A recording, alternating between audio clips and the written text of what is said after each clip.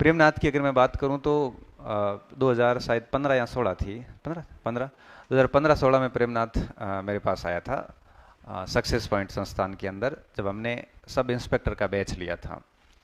और बाकी की जर्नी प्रेमनाथ खुद बताएगा, लेकिन मैं आपको केवल एक बात बताऊंगा कि प्रेमनाथ उस स्थिति का उदाहरण है जो ये लोग कहते हैं ना कि भाई मेरी सिचुएशन ठीक नहीं थी।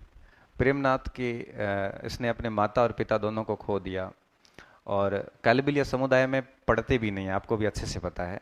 और बड़े भाई ने ये अपने घड़ाऊ का काम करते हैं ना, पत्थर वाला, जनरली ये लोग ही करते हैं।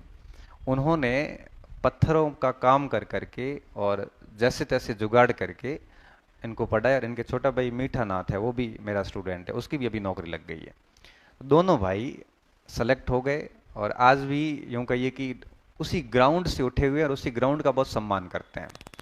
जब भी कभी स्थिति आती है तो हर बार हमसे बात करते हैं। ऐसा नहीं कि कई बार क्या होता है स्टूडेंट, जैसा कि मेरे से पूर्व साथियों ने कहा कि स्टूडेंट ऐसे देख के चलते हैं, कई बार तो अरुण जी ने कहा था।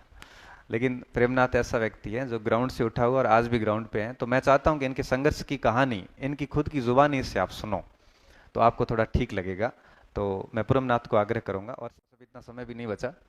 सबसे पहले आपकी बचपन की जो जर्नी रही सिलेक्शन तक की, उसको अपनी जुबान से इनको बताइए, और फिर ये बताइए कि एक सफलता के लिए क्या वास्तव में क्या कुछ चाहिए होता है। क्या इतना वास्तव में मुश्किल होता है जितना हवा बना रखा है मार्केट में कि सफलता मिलती नहीं? क्योंकि मैं ये सोच रहा था कि मैं पिछड़े क्षेत्र से आता हूँ, लेकिन जब मैं प्रेमनाथ को देखता हूँ तो मैं लगता हूँ मैं बहुत विकसित क्षेत्र से आता हूँ।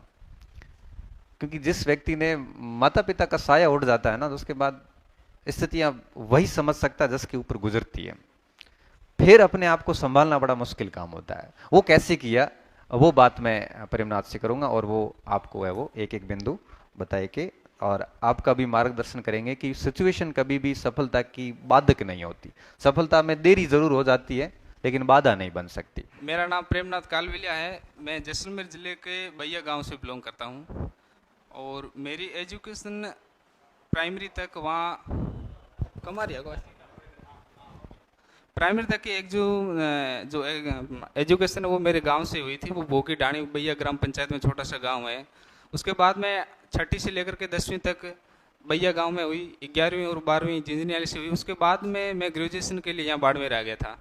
तो ग्रेजुएशन के दौरान ही 2015 नवंबर को मैं यहाँ आ गया था बाड़मेर, यहाँ तैयारी करने के लिए। तो उसमें मुझे पता नहीं था कि कंपटीशन की तैयारी कैसे करते हैं और पढ़ाई कैसे करनी है। तो ठीक है, मैंने कहा बाड़मेर का माहौल ठीक है, क्योंकि मैं एक बार जैसलमेर गया वहाँ, तो जैसलमेर में देखा ना तो कोई वहाँ कोचिंग इंस्टीट्यूट ऐसा था तैयारी करने के लिए, और वहाँ कोई पढ़ाई का ऐसा माहौल भी नहीं था। तो किसी एक दो से पूछा तो वो बोला कि आप बाड़मेर वहाँ जाके शिफ्ट हो जाओ, तो वहाँ आपको अच्छा गाइडेंस मिल जाएगा। तो वहाँ से मैं बाड़मेर आ गया था। तो उसमें पटवारी की वैकेंसी आई हुई थी, तो मैंने उधर उधर पूछ के पता किया भाई पटवारी की तैयारी के लिए कौन सा इंस्टीट्यूट यहाँ अच्छा है। तो किसी ने सलाह दी कि आप सक्सेस पॉइंट जाके वहाँ उन बात कर लो, तो वहाँ उनसे जुड़ जाओ तो आपकी तैयारी आगे अच्छी हो जाएगी, वो अच्छी मेहनत करवाते हैं। तो पटवारी प्री के लिए मैंने यहाँ सक्सेस पॉइंट आया। उसमें वहाँ लक्ष्मी नगर में ऑफिस थी, वहाँ आया तो उसमें युवराज जी सर वहीं थे, मिले तो मेरा एडमिशन हो गया। उसके बाद में नियमित क्लासें चलती रही, और मात्र मतलब मेहनत हमने भी खूब की, और वहाँ की जो फैकल्टीज़ थी वो भी खूब मेहनत अच्छी करवाते थे। तो 1 या 1.5 महीने की तैयारी में मेरा पटवारी फर्स्ट बार में प्री पास हो गया था। उसके बाद में मेंस दिया तो मेंस हो नहीं सका, और फिर मैं रेगुलर सक्सेस पॉइंट इंस्टीट्यूट जुड़ा रहा। तो उसके बाद में मतलब सक्सेस पॉइंट इंस्टीट्यूट के डायरेक्टर सर युवराज सिंह जी और गणपत सिंह जी ने, हम दोनों भाई यहाँ थे, तो इन्होंने पूरा फोकस हमारे पे रखा कि कैसे भी हो इन बच्चों को मतलब यहाँ से सक्सेस करके ही भेजना है। तो हमारी लाइफ के अंदर मतलब ये टर्निंग पॉइंट था कि सक्सेस पॉइंट हमने इसलिए चुना कि हमें सक्सेस बनाने का पूरा जिम्मा ही सक्सेस पॉइंट ने ले लिया था। और मैं ये मानता हूँ आज मैं 2 सितारे लगा के खड़ा हूँ ना, अगर मैं ऑल ओवर मानूँ तो मतलब 95% योगदान सक्सेस पॉइंट का है। अगर सक्सेस पॉइंट उसमें अगर मैं हो सकता कई बार जोधपुर चला जाता तैयारी करने के लिए, तो वहाँ तो कोचिंग सेंटर का क्या सिस्टम है अपने को पता ही है। वहाँ तो फीस ले ली, 2-2.5 महीने में सिलेबस करवा दिया पूरा। उसके बाद में कोई परिचय नहीं, जानते ही नहीं कि तुम पहले एडमिशन था या नहीं था, कोई नहीं पूछता वहाँ। लेकिन इन्होंने हमारे पे पूरा फोकस रखा। उसके बाद में नया बैच चला आरएस का, तो इन्होंने हमें फ्री ऑफ कॉस्ट बैच में आरएस में रेगुलर बिठाया और हमने भी जी जान लगा के तैयारी शुरू की। और आरएस प्री भी हुआ था, मेंस भी दिया, बट उसमें मेरा 2018 फिर कांस्टेबल में भी हो गया था। तो फिर मैं उसमें ट्रेनिंग से सीधे एग्ज़ाम देने आया था। तो एग्ज़ाम तो क्या, उसमें हमारी ट्रेनिंग चली, तो ट्रेनिंग क्या थोड़ी डिफिकल्ट थी। कांस्टेबल की तो हमारी 20 अब टेकनपुर से हुई थी। तो वहाँ सुबह 3 बजे उठाते थे, रात को 11 बजे सोने देते थे। दिन भर वो भाग दौड़ रहती थी। तो 4 दिन की छुट्टी मिल गई थी। मैंने कहा ठीक है, एग्ज़ाम के बहाने थोड़ा घूम के आ जाएगी। तो वो मेंस क्लियर हो नहीं पाया। उसके बाद में 2018 में ये ज्वाइनिंग हो ही गई थी कांस्टेबल की, और 7 अक्टूबर 2018 को ये एसआई का पेपर हुआ था। तो उसमें मेरी जो आरएस की तैयारी की हुई थी वो काम आ गई। तो इसमें फाइनली रिटर्न में हो गया। रिटर्न के बाद में ये फिजिकल हुआ, फिजिकल बाद में इंटरव्यू को लास्ट मेरिट तक ये हो गया। तो मेरी लाइफ का ये था। और अगर मैं मेरी परिवार की सिचुएशन की बात करूं तो 2003 के अंदर जब मैं तीसरी क्लास में पढ़ रहा था, उसमें मेरे पिताजी की डेथ हो गई थी। उसके बाद में हमने पढ़ाई निरंतर जारी रखी। हम तो छोटे थे, समझते भी नहीं थे कि पढ़ाई क्या चीज़, लेकिन दो जो बड़े भाई थे उन्होंने मेहनत मजदूरी करके और माताजी ने कैसे एडजस्ट करके मतलब हमारी पढ़ाई जारी रखे। कुछ भी हो जाए लेकिन इनको पढ़ाई नहीं छुड़वानी है और इन्हें एक दिन सक्सेस करके दिखाना है। तो हमारी पढ़ाई उसमें जारी रही। और जैसे मैं 2012 के अंदर 12वीं क्लास के अंदर आया तो माताजी की भी डेथ हो गई थी। लेकिन हमने हिम्मत नहीं हारी। कुल मिला के बड़े भाइयों ने वो मेहनत मजदूरी करते थे, और वहाँ क्या सिचुएशन थी कि वहाँ मजदूरी नहीं थी। तो मैं वहाँ गांव छोड़ के, जो दो बड़े भाई वो बिहार जाना पड़ा। वहाँ क्या मजदूरी अच्छी थी वहाँ, तो वो वहाँ शिफ्ट हो गए। रेगुलर वो 10 साल तक वहाँ रहे। मजदूरी इसलिए उन्होंने वहाँ शिफ्ट हुआ, 10 साल तक काम किया कि हमें सक्सेस करना था, क्योंकि और कुछ स्रोत ही ना था हमारे पास। और जब सैटरडे को, जब मैं 12वीं तक स्कूल में पढ़ता था, तो सैटरडे को हम इस जुगाड़ में रहते थे कि कल संडे हमारी छुट्टी रहेगी, तो कहीं मजदूरी का जुगाड़ हो जाए तो ठीक है। तो लगभग हर संडे को मैं मजदूरी जाता था। जो 200-300 रुपये मिलते थे वो पढ़ाई में जारी रखता था। इस प्रकार करके हमने, परिस्थितियाँ ऐसी थी तो कठिन परिश्रम करके मैंने पढ़ाई जारी रखी और अब मैं आज आपके सामने हूँ। अब मैं बात करूँगा कि आप लोग जो तैयारी कर रहे हो अपनी सफलता के लिए हमें क्या करना चाहिए। तो सबसे बड़ी चीज़ तो ये है कि आप कोई भी कोचिंग इंस्टीट्यूट ज्वाइन करो। मैंने देख लिया, एक बार मैं जयपुर भी गया था वहाँ तैयारी करने के लिए। 2-3 महीने वहाँ पटवारी मेंस की तैयारी की थी, उसमें यहाँ बैच नहीं चल रहा था। तो वहाँ मैंने देखा वहाँ का सिस्टम है, एक बार बच्चे को बुलाया, वहाँ उनका फिक्स होता है कि आपको इतने दिन का सिलेबस है, इतने अवर्स है, तो वहाँ उसके बाद में आपको एंट्री नहीं देंगे।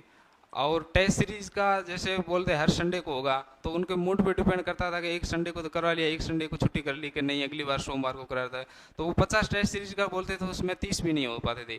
लेकिन जहाँ तक मैंने यहाँ सक्सेस पॉइंट फैकल्टी यहाँ इंस्टीट्यूट की बात देखी, यहाँ आपको 100% मटेरियल मिलेगा। जहाँ तक हमारा बैच वहाँ उसमें पटवारी का चल रहा था, ग्राम सेवक का, उसके अंदर लगभग 50-55 की स्ट्रेंथ थी और उसमें से लगभग 35+ सक्सेस हो गए थे।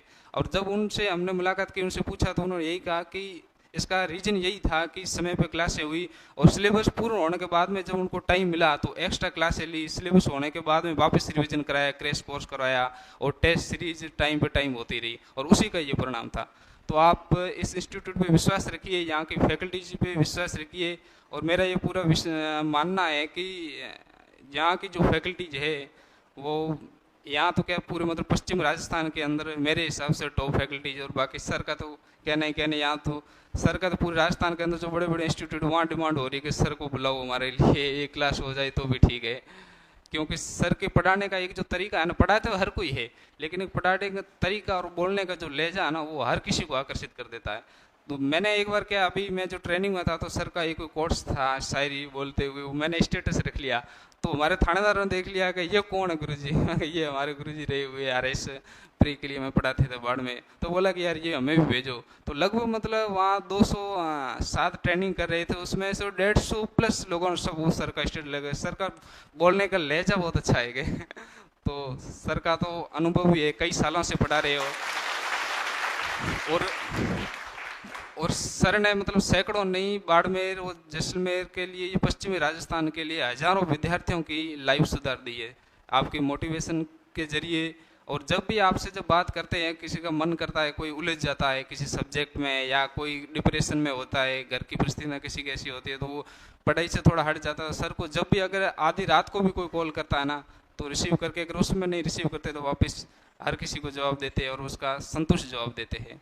इसके लिए सर का तो बहुत बहुत आभार है, क्योंकि सर ने हमेशा मतलब गरीब बच्चों के लिए बिल्कुल सहयोग किया ही है। तो इसमें अपने को ये चीज़ ध्यान रखनी चाहिए कि इसमें निरंतरता रहनी चाहिए। अपन क्या करते हैं, गाँव के बच्चे जैसे अभी रीट L2 का पेपर रद्द हो गया था, तो वो गांव से हमारे साइड के भी बच्चे थे, वो यहाँ पढ़ाई कर रहे थे। तो जैसे ही उनको लगा कि अब L2 का पेपर कैंसिल हो गया, तो वो बिस्तर बोरियां लेके वापस घर चले गए। अब के वापस विज्ञप्ति आएंगे तब आके तैयारी करेंगे। तो मैंने 2-3 को तो समझाया, यार ऐसे मत करो, आप अगर वहाँ गाँव चले जाओगे फिर वहाँ फोड़ खाते फिरोगे 4-5 महीने, तो आपसे वहाँ गाँव में तो पढ़ाई होगी नहीं। फिर विज्ञप्ति आएगी, फिर भाग के यहाँ आओगे, तो फिर आपका क्या तैयारी कर लोगे? तब तक जो पढ़ा हुआ वही सारा भूल जाओगे। तो हमें ये निरंतरता बनाए रखनी है। जब तक भर्ती आए नहीं है वो सरकार का बर्डन है। अपने को ये है कि अपने को रीट की तैयारी करनी है और सफलता प्राप्त करनी है, तो अभी से तैयारी में लग जाओ। भर्ती आती रहेगी, वो सरकार की चिंता है। अपने को अपनी तैयारी मजबूत 100% करके रखनी है, ताकि जब भी भर्ती आए अपन उस तरीके से पेपर को हैंडल करें कि अपने को सक्सेस होने से कोई ना रोक सके।